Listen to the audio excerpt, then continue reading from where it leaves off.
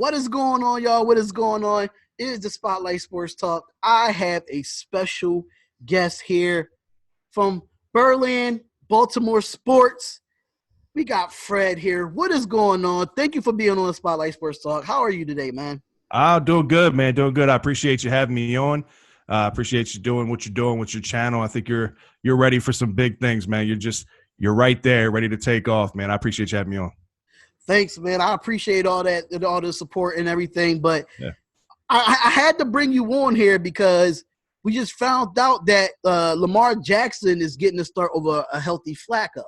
Now, I know that you talk about Baltimore sports, and you talked about this in your last couple podcasts with Flacco and Lamar Jackson. Do you agree with this picking Jackson over a healthy Joe Flacco? I do. But it's a loaded question, right? So there's a lot to it. I'll start with saying I have nothing but the utmost respect for Joe Flacco and everything that Joe Flacco has done for the city of Baltimore. You know, this has been a team really since '96 that came over from Cleveland since '96 that has been looking for a quarterback to give them some sort of stability for a long time, and finally found their guy in Joe Flacco. And really, since day one as a rookie in 2008, the guy has been the best quarterback that this franchise has ever had. It's not saying a whole lot considering the other quarterbacks that have come through here, but he has been the best quarterback. And he got us a Super Bowl in 2012. He won the Super Bowl MVP, so I have a lot of respect for Joe Flacco, and I'm a big Joe Flacco supporter. When it comes to the Lamar Jackson topic, it's not a simple answer, because going into this season, you got to remember Lamar Jackson's very young, right? So at this point in his career, he'd really only be a college senior. As far as age goes. Right.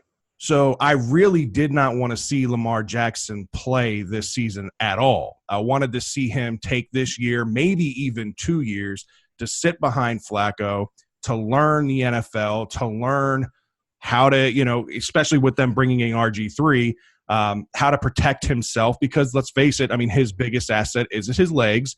But if he runs the way he ran in college, he could set himself up to get hurt and cut his career short.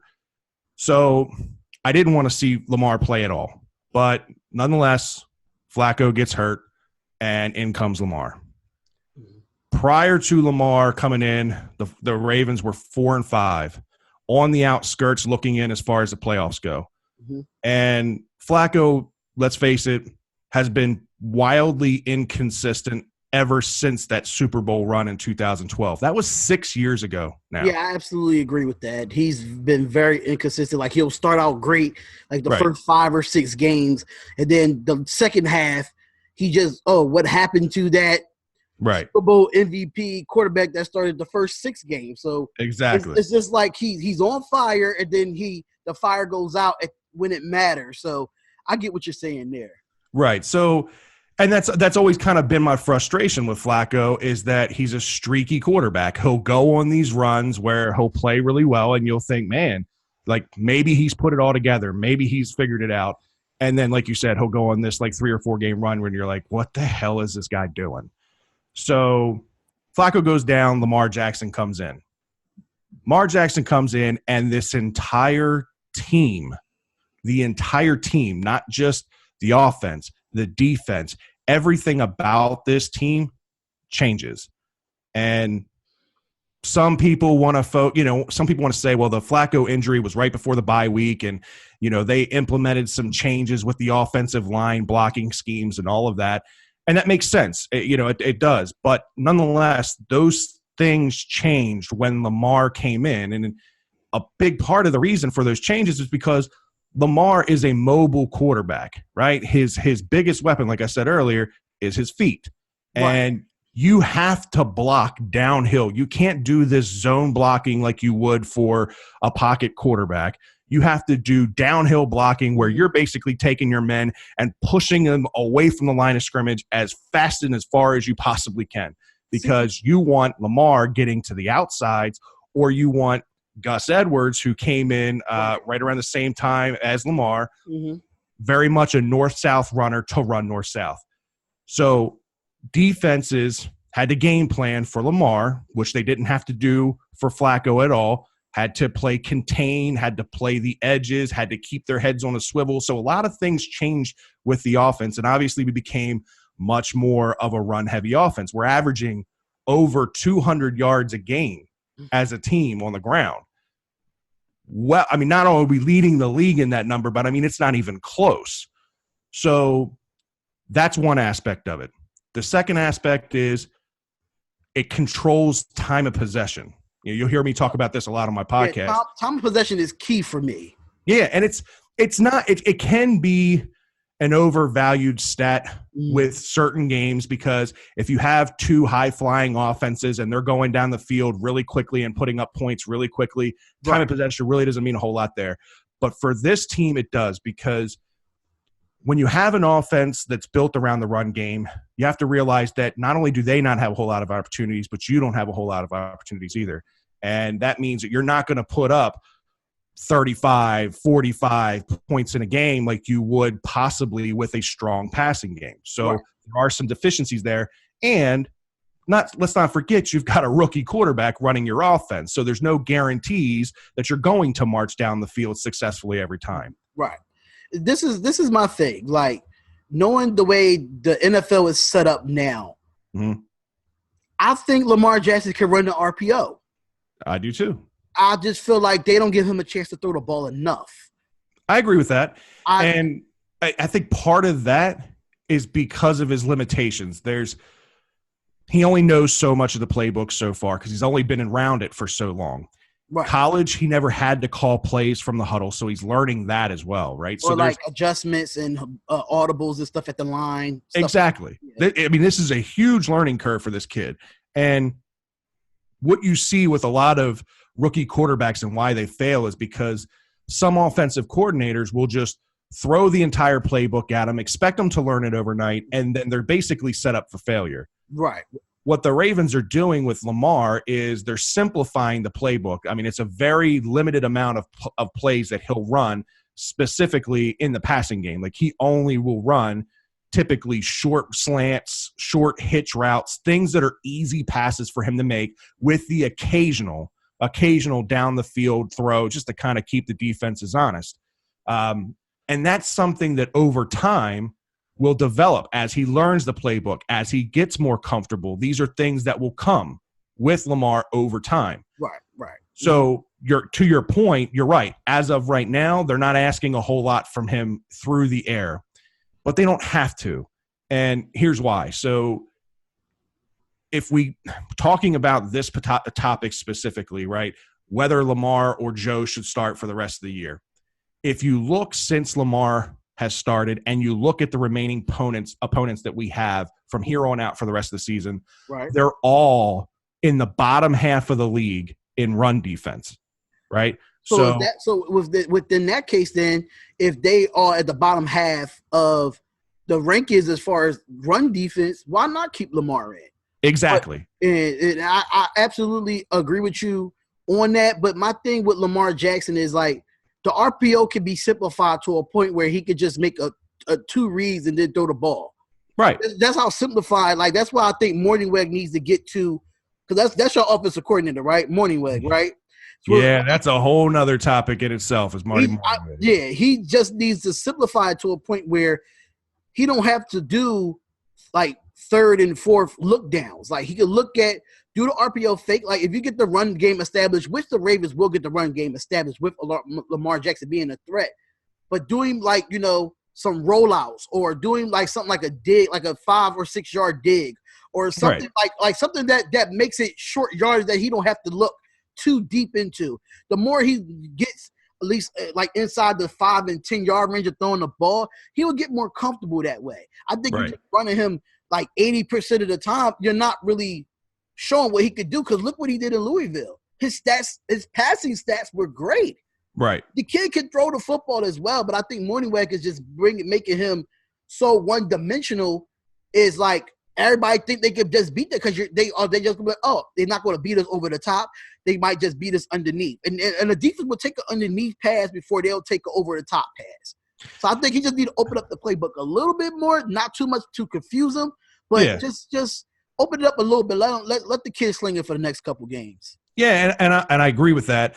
But you got to look at the whole picture, right? So this is a team that right now is on the cusp of the playoffs, right? They're the number 6 seed. They're the second wild card in the playoffs. So as much as you want to just be able to let the chains off Lamar, let him do his thing, let him throw the ball through the air, you also don't want to put this team at risk of not making the playoffs. And he's 3-1. You know, I'm not a big record guy because you look at the matchups that he went against versus who, you know, Joe went against in his 9 games. Right. But the facts are the facts. Flacco was 4-5, and this team was not in the playoffs. Lamar is 3-1, and they are in the playoffs now. And the defense, this is kind of I put this out in my podcast, the hashtag Lamar effect. This is partly why I feel like Lamar is such a good fit for this team right now, and with who we got to face from here on out, is because this defense is led by some older veterans. You've got Eric Weddle, you've got Terrell Suggs, you've got Brandon Carr, you've got a bunch of older veterans that they need their rest when they're at their best, when they're not asked to do too much, right? Because they're not tired, they're not worn out. And Terrell Suggs specifically, we'll talk about him for a second.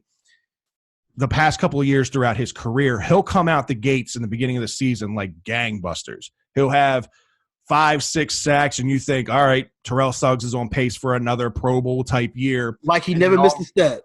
Right. And then all of a sudden he hits a brick wall, he gets tired, and he shuts down. And it's part of just being older. And it's part of, you know, also being on the field too much in a Joe Flacco-led offense. You know, for these past couple of years, the Ravens haven't been on the good side of time of possession. The Ravens have been on the opposite side of that because Joe and the passing game, asking him to throw 40 to 50 times in a game and not running the clock, you're on the field so much more. With Lamar, you're seeing this defense, which is a very good defense in its own right, play even better because they're not asked to be on the field as much. And that's more so why I say I think Lamar is the right fit right now. As much as I didn't want him in the beginning of the season to play at all this year, if you're strictly just talking about getting to the playoffs, I think that's why he's the better fit, personally.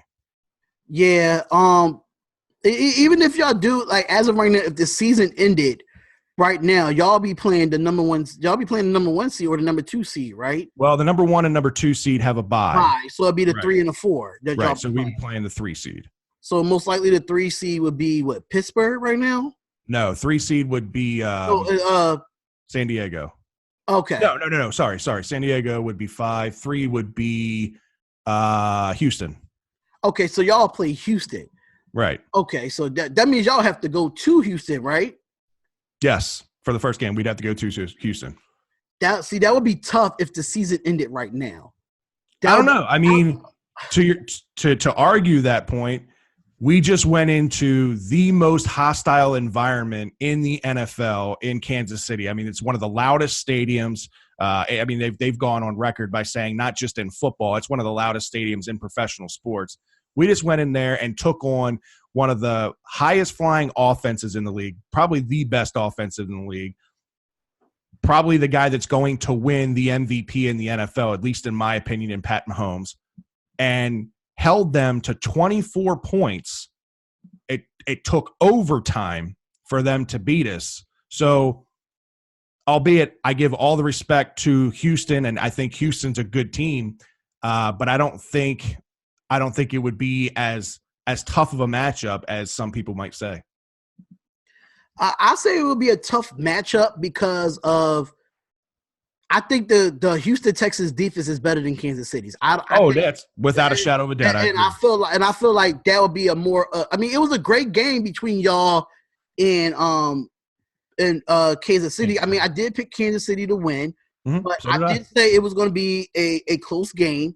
Mm-hmm. I didn't expect it to be that close to going to overtime. I didn't expect it to be. We were 2 fourth down conversions away from winning that game at the end. It was 1 minute and 50 seconds left, 4th down and 9. Mahomes scrambles out to his right, goes all the way to the sideline, throws across his body, across field, and to a one-legged Tyreek Hill, and Tyreek Hill somehow comes down with the catch. That's terrible defense on that play. But if that play gets broken up, we win that game.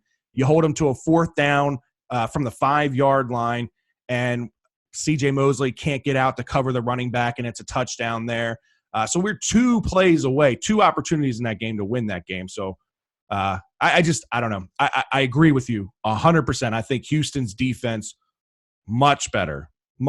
And let's not forget, if we go into playoffs, this is going to be Lamar Jackson's first exposure to playoff football. That's asking a lot of a young kid. And I got into this conversation earlier with somebody was saying, all right, well, if Lamar gets us through the end of the year and gets us into the playoffs, should Lamar start through the playoffs, or should we go back to Joe because of his experience in the playoffs? And I'm kind of You're torn. Yeah, I'm torn because there is January Joe. Joe, as inconsistent as he once he gets to the postseason, he's a different quarterback. Like I said, he switches. He switches in the playoffs, but them last 4 or 5 games of the regular season, he's like nonchalant. You don't know who Joe Flacco is. And then when he gets in the playoffs, he goes back to Super Bowl run Flacco that back in 2012. It's just that's just how it is. But I do want to get off topic real quick. I do want to thank my Oakland Raiders for beating the Pittsburgh Steelers for your Baltimore. Hey, I want to thank them too, man. We need that. Honestly, I think we got a better shot at winning the division now. We're a half game behind the Steelers now, and the Steelers have the Saints and the Patriots still left to play, and all we have are the Bucks. Wait a minute, we got the Bucks, the Browns, and who am I missing? The Chargers. So the Chargers are going to tough game. But the Bucks and the Browns, we should be able to beat. If they lose both of those games against the Saints and New England, we win the division. Thank you, Oakland, because I know how bad my team is, and I know I don't like to pick against my team, but I just know how bad it's going on over there in that organization with my team. I picked against them, and they beat Pittsburgh at home, so I was grateful for that. Big shout out for that, man. I didn't pick against them this week against Cincinnati, so I got them beating Cincinnati. So.